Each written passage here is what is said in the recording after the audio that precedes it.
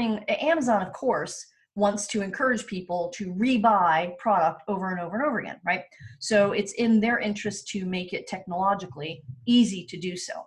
So I'm going to talk a little bit about what categories you can find consumables in. Hint, it's a lot more than you think, and get you thinking outside of the box of what do people consume. And by the way, it's not just people consuming, but also businesses consume. So let's go over to, I'm just going to do a screen share. And oh, by the way, I wrote an article today, which led me to deciding to do this last minute video for you guys.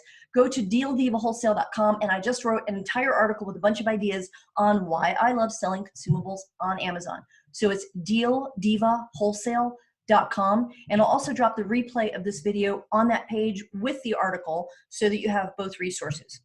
So drop in the chat some things that you buy over and over and over in your business. What are some things that you're always replenishing?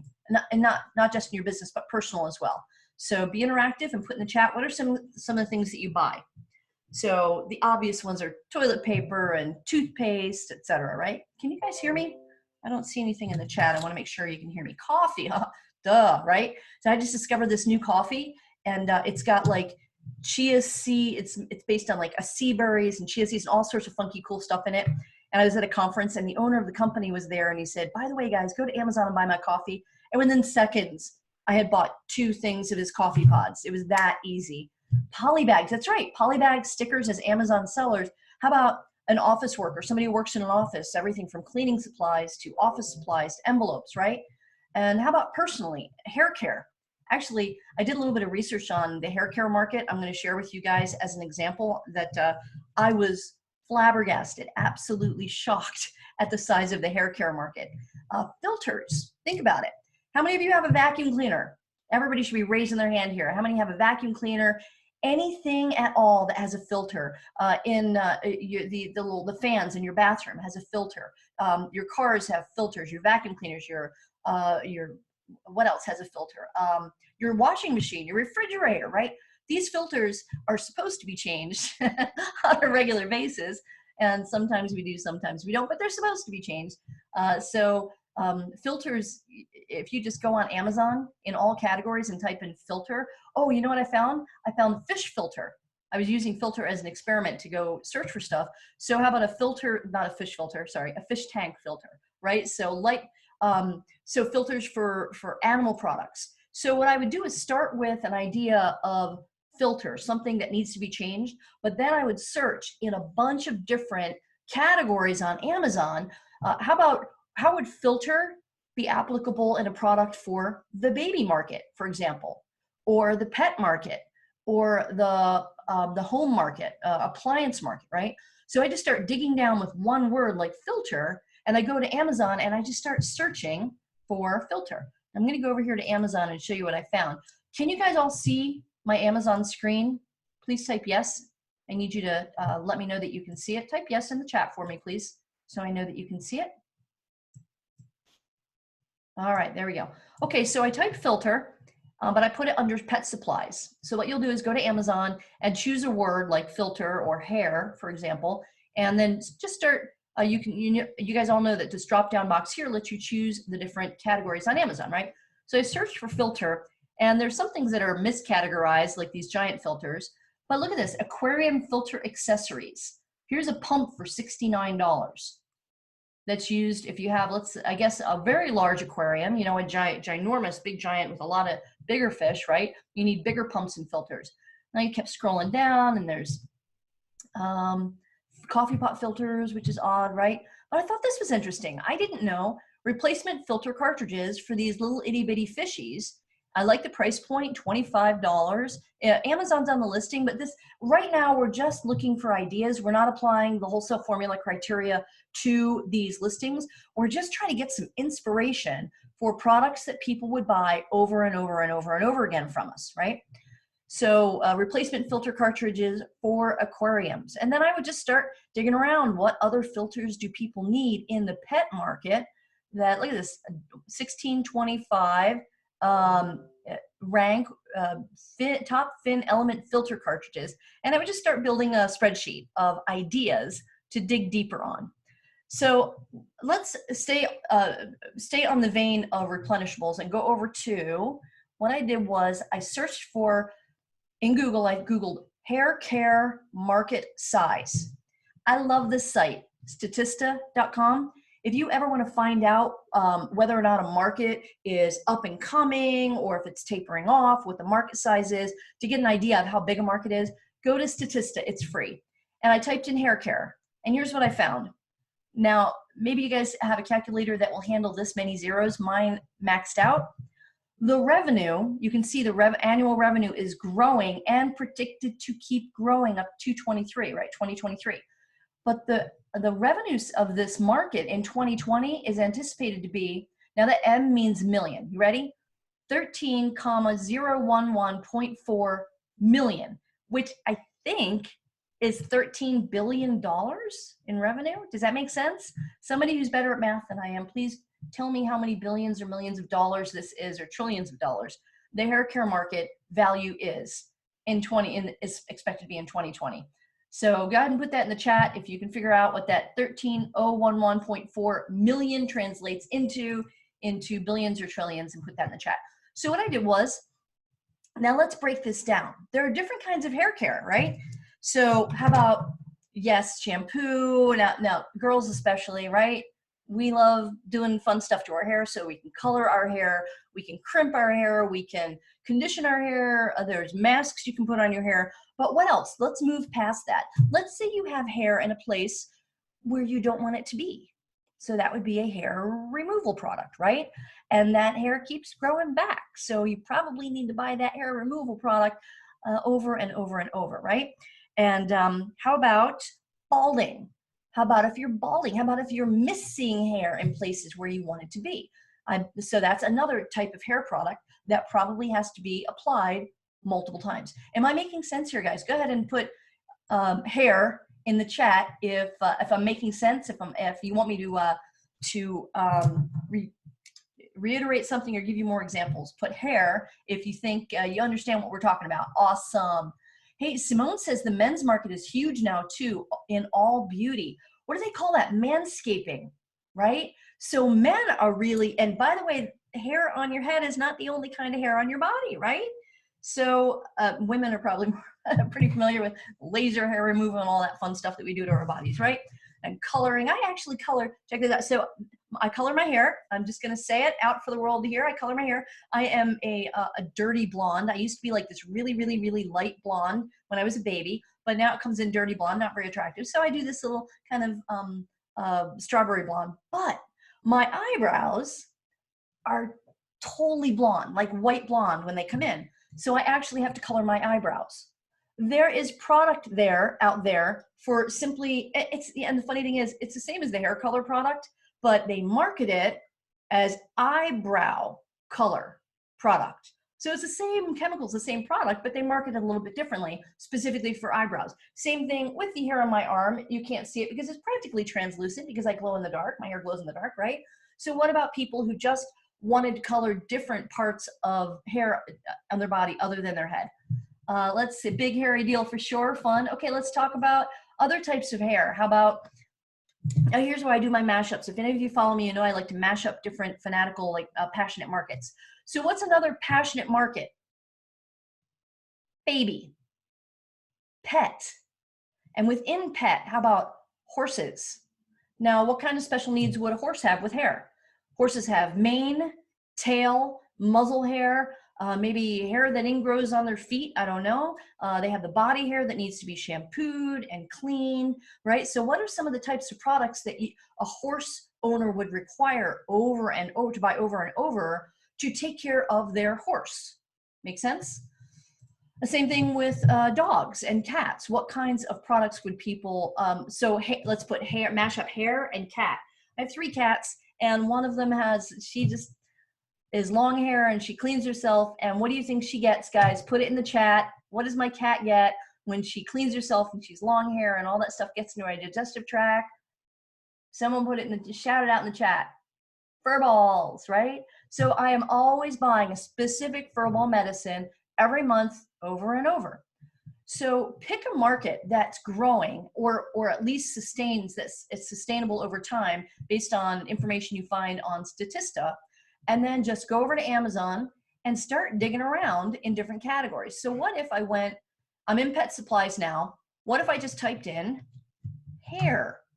And then you'll do another search in baby for hair, right? I mean, there's special shampoo for kids, for babies with, sensitive eye shampoo, whatever, right? And then I'll just let the drop down tell me what people are searching for to get, again, right now, I'm just getting inspiration. And from this data, we're just going to put it in a spreadsheet and start collecting information for types of products to dig deeper in and then go find suppliers for. Does that make sense? Hairball gel, that's kind of interesting. Hair ties, all right. So let's go over to baby and type in hair and see what comes up.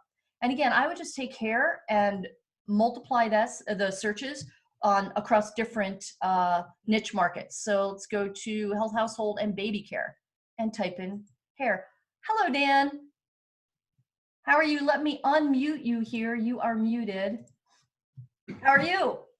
Fantastic. I am here. I think we had some wires crossed, and I'm so sorry. I had to go pick up my little chicks. Your little you got your baby girls with you? I do got my little girls. Girls, you want to come and wave to Barbara's audience? Hi, babies. Hi, babies. Hey, that's a great segue. We'll talk chicks as a replenishable market, guys. They're actually downstairs in here. Okay, and it's great because we are in baby care right now, and we're searching for hair. Sorry, Dan, but I decided to use hair as an example for a replenishable product, knowing that, and one of the products is, what did we say, guys? For balding men, right? Hair replacement. I mean, so if you find something that you think will work. I want to see those little ones. Bring them over here. Let me get over here. Come here, girls. Oh, I thought you were saying my hair. We were. Where are those girls? Bring your babies in. I want to ask him a question about hair. Let me see if I can get them. Hey guys, can you tell this is live and unscripted? It's totally, we didn't plan this. So we're going to ask these little girls what they like to do with their hair, and you guys are going to take notes because you watch. They're going to give us ideas for hair products that they use over and over that we never thought of. I don't know how old his children are, but I'll bet they're like unicorn little girls. So let's just keep looking on Amazon while he's grabbing his girls, and look at these in the baby care market. We have everything from vitamins to physical products. Hi, girls.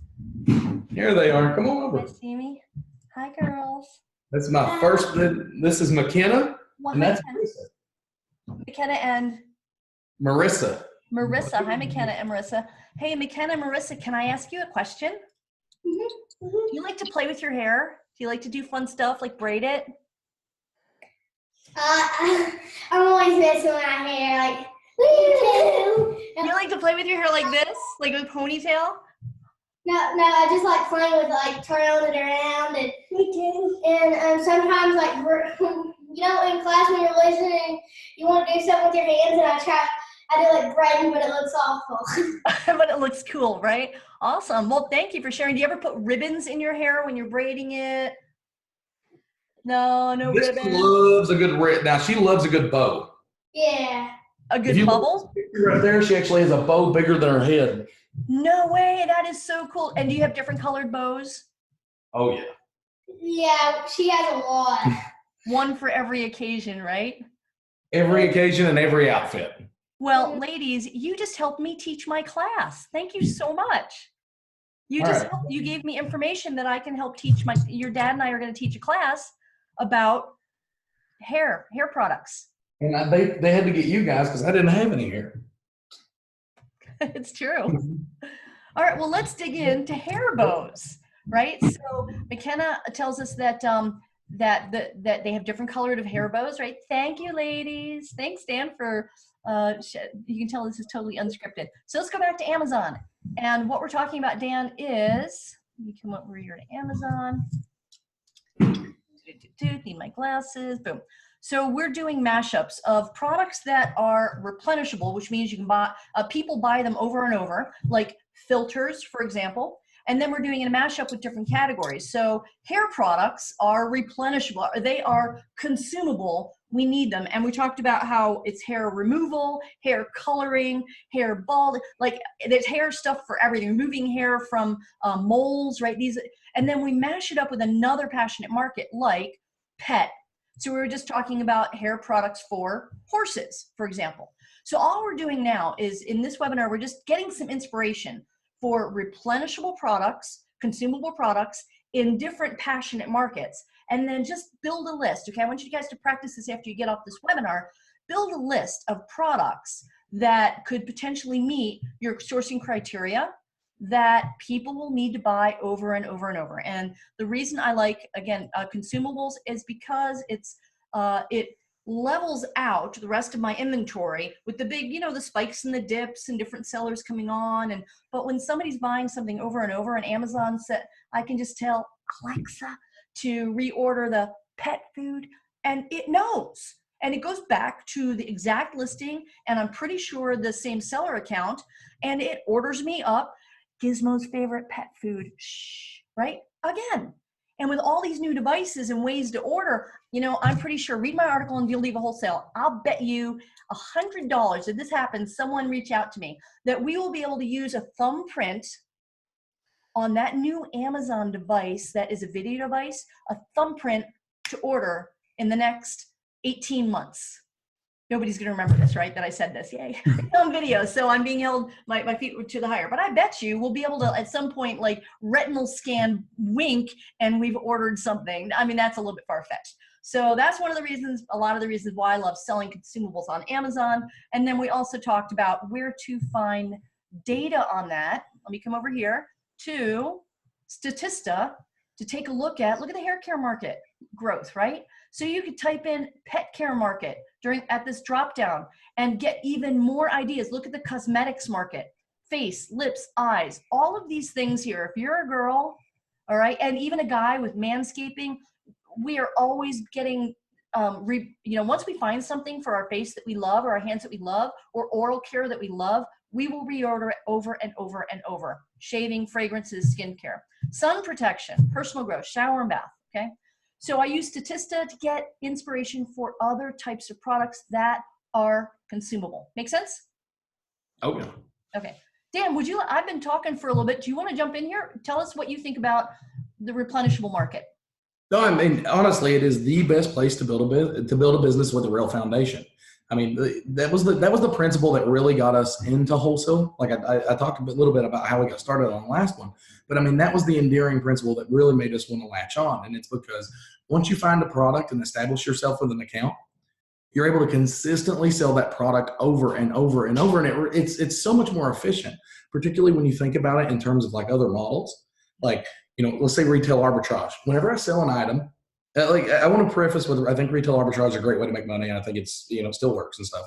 But with retail arbitrage, when I sell an item, I have to replace that item.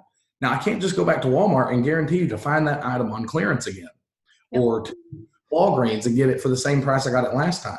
And that's really the whole, right? And, so I'm not able to really move my business forward without consistently working more, right? Like I always have to go find my products. Whereas with wholesale, particularly consumables, I love consumables. I love replenishables because there's always consistent demand. And, Barbara, you talked about it.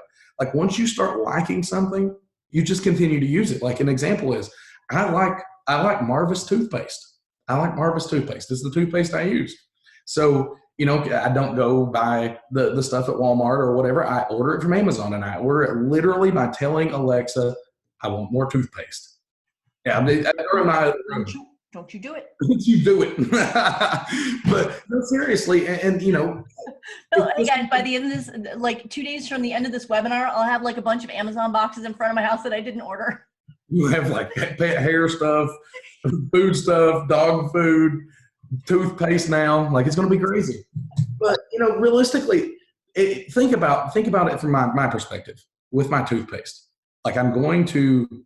Like I bought my toothpaste, I'm going to use my toothpaste, and I'm going to buy it again. There's no question I will need my toothpaste again unless my teeth fall out in the interim, which is unlikely.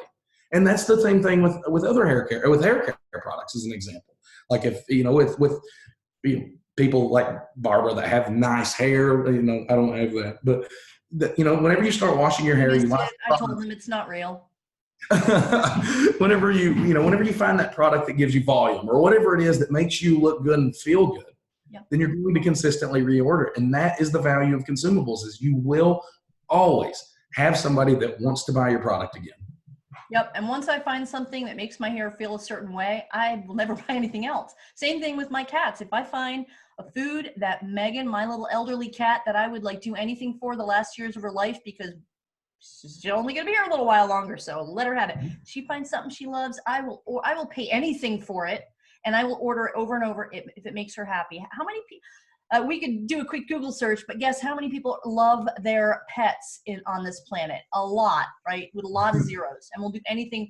We will spend more money on our pets. I'll go to the, I'll have my shopping cart and it'll be like pet food, pet this, pet toys, pet this, and, bottled shampoo for me. And everything's about the animals, right? So Barbara's spending $100 on the dog and $10 on herself. Pretty much. So you can go to dealdivawholesale.com, where I wrote a more extensive article, and I'll put the replay of this on there. But here's some things that I actually order. And anything with truffles in it. There is this truffle oil that I discovered on Amazon that I fell in love with. It's manufactured, I think it's imported from Italy. I don't know, but I won't use anything else on my salads. So then they have a truffle salt, because, while I was on the suppliers page, like, why not? And then I figured I love truffles. So, by the way, not the chocolate truffles, although I'm not opposed to those either. But we're talking about the thing that you dig out of the earth in Italy, and it's like this, mushroom. I'm pretty sure the moral of this story is you will not discriminate against any truffle. No, not at all. But here's the thing. It's not just we would buy. So one of the things I'd like you guys to go do after this webinar is start surveying the people in your world. Because there are business owners. You're a business owner, right? The handyman, the plumber, electrical, house and office cleaners, office buildings, accountants, prep centers, restaurants. All of these businesses buy things that have to be replaced. So start thinking about, and just ask people, hey, here's what you ask them. Do you ever run out of something consistently and like, oh man, I forgot to order that all the time? That is a product idea for you to go on Amazon and start sorting and searching for and scouting for that product, that type of product. And then there are trade shows, believe it or not, for consumables. And if you, like I said, if you go on this dealdivawholesale.com, you'll find this article. There's a cosmetic show. There's with like 1,400 vendors, i.e. potential suppliers. There's one in Italy, a textile industry, which I would go to just, it's a business write-off. I'm just saying. A vision one. Think about ophthalmologists. Don't they need masks and gloves and lenses and all sorts of stuff that they can't reuse again? They have to replenish it. So think outside the box, outside of just, hair care and truffle oil. What are things that people consistently need to buy in their professions?